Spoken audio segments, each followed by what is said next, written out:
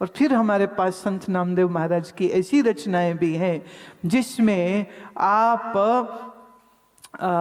इसके कुछ जो भाग हैं वो मराठी से गुरुमुखी माने पंजाबी भाषा में अनुवादित किए गए, और श्री गुरु नानक देव महाराज के बाद जो पंचम गुरु बैठे श्री गुरु अर्जन देव जी, उन्होंने संत नामदेव की इन रचनाओं को गुरुमुखी में माने पंजाबी भाषा में अनुवादित करके उसको आदि श्री गुरु ग्रंथ साहब का हिस्सा बनाया। तो मतलब सिख धर्म में जिस आदि गुरु ग्रंथ साहिब का हम स्वरूप देखते हैं उसमें संत नामदेव जी महाराज का बहुत सारी रचनाएं जो हैं, पर वो मराठी में नहीं है, वहाँ पर वो पंजाबी भाषा में अनुवादित होकर के वहाँ पर मौजूद है। ई बह बीठल इधर भी बीठल, ऊ बह बीठल उधर भी बीठल। बीठल के बगैर तो ये पूरा संसार नहीं है, संसार मेरे बीठल का ही स्वरूप है। थान थनंतर प्रणवे नामा, मैं नामदेव प्रणाम करता हूँ उस अपने बीठल को जो इस सारे पंच भौतिक जगत में सृष्टि होकर के दर्शन दे रहा है। पूर रहो तू सर्वमही, तू ही सर्व में मौजूद है, तू ही सर्व में उपस्थित है। और अब आगे देखिए जो उन्होंने उदाहरण दिए हैं, एग्जाम्पल दिए, आनीले फूल परोईले माला। आपने फूल लिए और उसकी माला बनाई, ठाकुर की हो पूज करो, ठाकुर जी को आपने ये पूजा में चढ़ाई। पर याद रहे संत नामदेव महाराज कहते पहले बास लई है भंवरे है। पहले खुशबू फूल से किसने ली?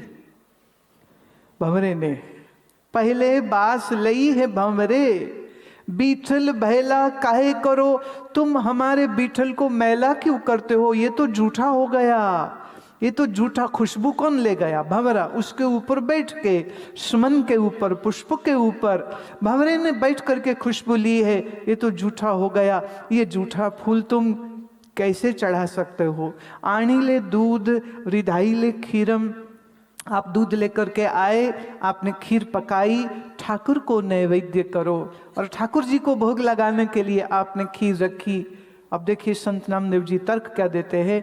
पहले दूध बिठारे हो बछड़े, गैया माँ के थन से दूध बाद में आता है, पहले उस बछड़े को पीना होता है। तो बछड़े ने थन से मुख लगाया तो झूठा हो गया दूध। इस झूठी खीर से तुमने जो भोग बनाया और अपने ठाकुर जी को रखा, बोले ये तो तुमने क्या लीला कर दी, बीठल बैला काय करो, तुमने बीठल जी को झूठा भोग लगाया है क्या? अब यहाँ संत नामदेव नैवेद्य चढ़ाने की निंदा नहीं कर रहे हैं, खीर बना के भोग लगाने की निंदा नहीं कर रहे हैं, फूल की माला चढ़ाने की निंदा नहीं कर रहे हैं, पर वो एक दूसरी दृष्टि दे रहे हैं। ई बह बीठल, ऊ बह बीठल, यहाँ भी बीठल, वहाँ भी बीठल। तो मतलब गाय भी बीठल, बछड़ा भी बीठल, और खीर बनी सो भी बीठल, और जो बोल रहा है वो संत नामदेव भी बीठल, सब तो ही बीठल है। कौन किसको अब भोग लगाए? ये वेदांत का अंतिम सत्य है, ये उपनिषद का अंतिम सत्य है, ये भगवद गीता का अंतिम सत्य है, जिसमें श्री कृष्ण भी इस बात की पुष्टि करते, क्षेत्रज्ञ चापि माम विद्धि सर्व क्षेत्रेषु भारत। इस सब अंतःकरण के क्षेत्रों में जो साक्षी है वो तो मैं ही हूँ।